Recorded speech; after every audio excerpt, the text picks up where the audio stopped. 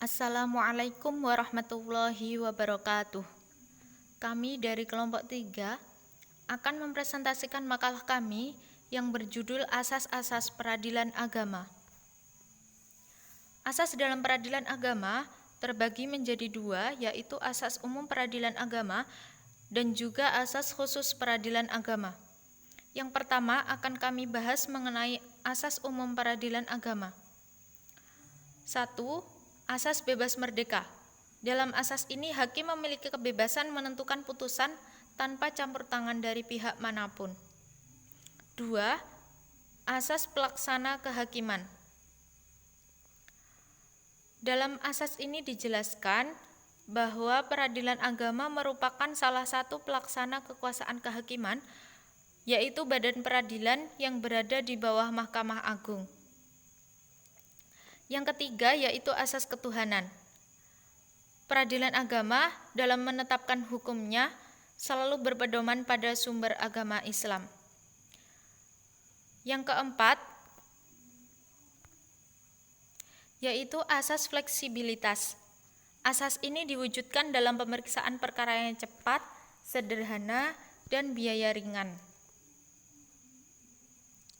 Selanjutnya, asas non-ekstrayudisial. Dalam asas ini dijelaskan bahwa segala bentuk campur tangan dalam kekuasaan kehakiman nantinya dapat dikenai sanksi pidana. Selanjutnya, asas legalitas. Pengadilan agama mengadili menurut hukum Islam dengan tidak membeda-bedakan pihak yang berperkara. Selanjutnya, asas legitima persona standi in judicio. Maksud dari asas ini yaitu pengajuan perkara di muka persidangan. Semua orang yang terkait langsung dalam perkara tersebut nanti harus masuk atau dimasukkan sebagai pihak-pihak dalam perkara, baik sebagai pihak penggugat ataupun sebagai pihak tergugat. Selanjutnya, asas ultra partium partem.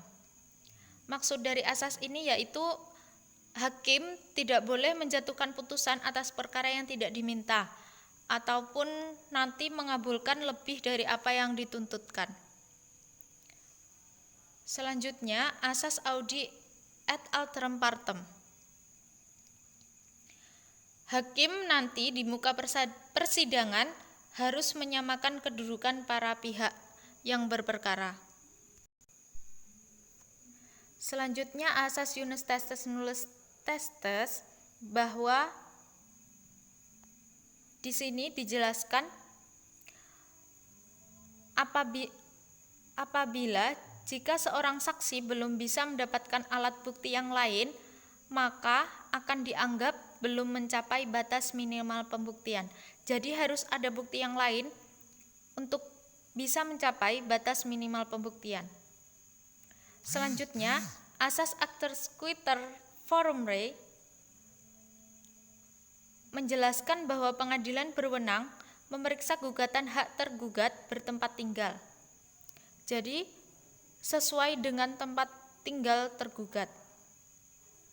Selanjutnya, yang terakhir dari asas umum peradilan agama adalah asas actus quitter forum recite. Dijelaskan bahwa gugatan diajukan di pengadilan di mana benda bergerak itu berada atau terletak. Jadi disesuaikan benda yang diperkarakan itu berada jika itu benda bergerak. Selanjutnya, asas khusus peradilan agama. Asas khusus peradilan agama ada 7. Yang pertama, asas personalitas keislaman. Asas ini menjelaskan bahwa peradilan agama merupakan kekuasaan kehakiman bagi rakyat pencari keadilan yang beragama Islam dan mengenai perkara-perkara tertentu diantaranya masalah perkawinan, kewarisan, wakaf, hibah, sedekah, dan dalam perkembangannya kini ditambah dengan masalah ekonomi syariah. Kemudian yang kedua asas islah atau upaya perdamaian.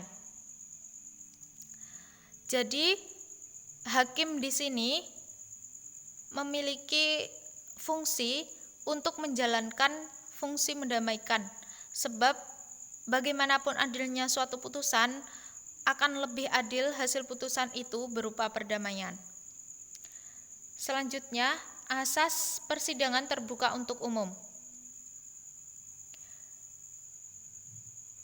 Jadi, di sini dijelaskan bahwa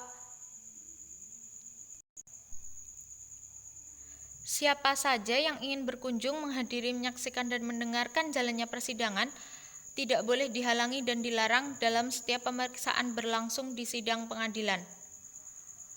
Sehingga untuk memenuhi ini, hakim nanti harus menyatakan dan mengumumkan bahwa persidangan terbuka untuk umum.